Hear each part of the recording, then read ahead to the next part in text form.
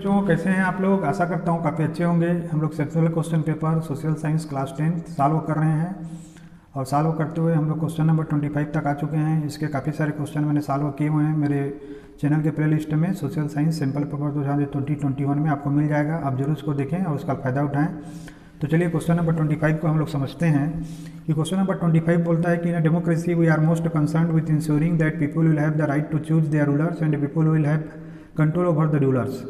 Whenever possible and necessary, citizens should be able to participate in decision making that affects them all. Therefore, the most basic outcome of democracy should be that it produces a government that is accountable to the citizens and responsive to the needs and expectations of the citizens.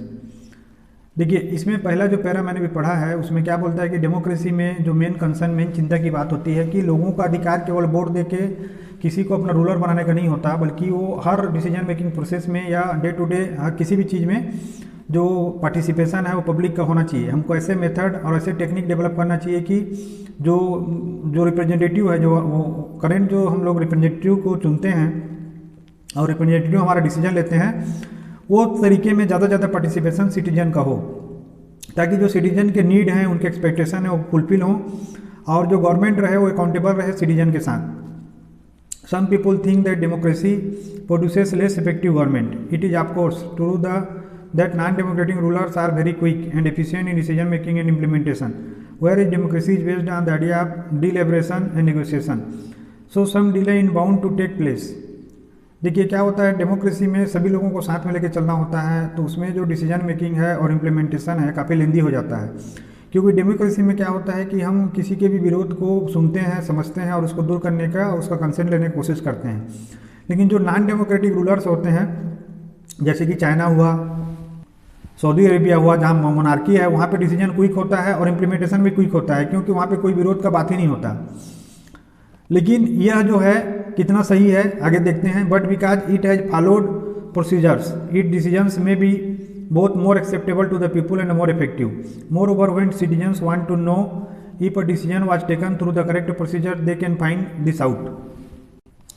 लेकिन इसमें क्या होता है, लोग उसको ज़्यादा स्वीकार करते हैं, इस कारण ज़्यादा इफेक्टिव होता है, क्योंकि लोग अपने इंटरनल में ज़्यादा चेंज लाते हैं, ना कि कोई डिसीजन उनके ऊपर थोपा जाता है।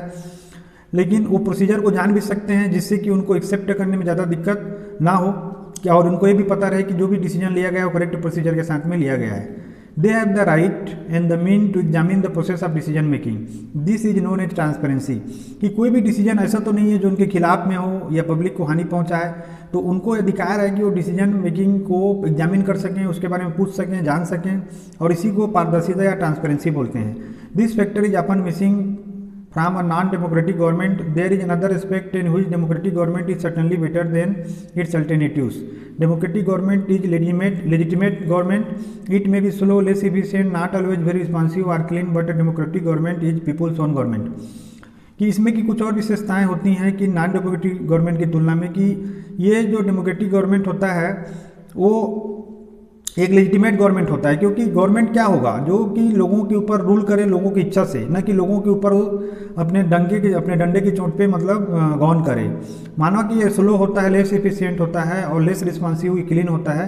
लेकिन कुल मिला के क्या होता है कि पीपुल्स ओन गवर्नमेंट होता है। मतलब यह है कि कोई चीज़ अगर आपका है तो आपका है, और जो आपका नहीं है वो आपका नहीं है।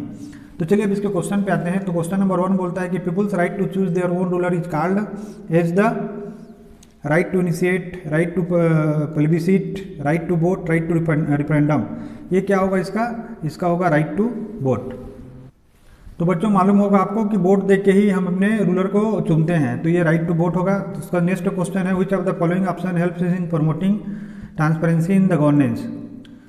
गवर्नेंस में ट्रांसपेरेंसी को कौन सा चीज़ बढ़ाएगा, तो राइट टू एजुकेशन ये तो नहीं बढ़ाएगा, राइट टू इन्फॉर्मेशन ही बढ़ाएगा, कि जो भी चीज़ हो रहा है उसका नॉलेज आपको होना चाहिए, राइट अगेंस्ट एक्सप्लॉयटेशन और right to speech and expression. ये राइट टू इन्फॉर्मेशन ही गवर्नेंस में ट्रांसपेरेंसी को बढ़ाएगा। आपको पता होना चाहिए कि क्या हो रहा है गवर्नमेंट में। इसके थर्ड क्वेश्चन में चलते हैं।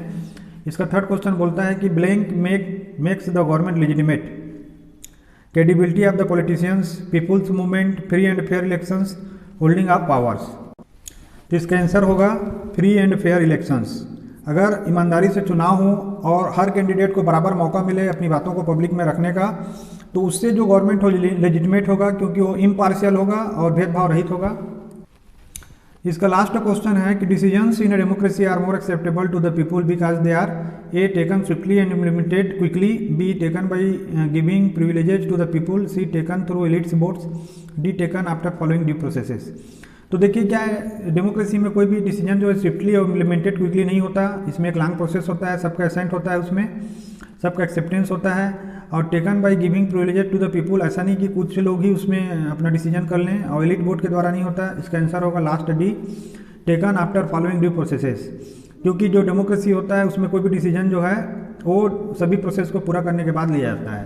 तो आप लोग वीडियो को लाइक करें, शेयर करें और चैनल को सब्सक्राइब करें, बेल आइकन जरूर प्रेस करें। वीडियो देखने के लिए आप लोग का बहुत बहुत धन्यवाद।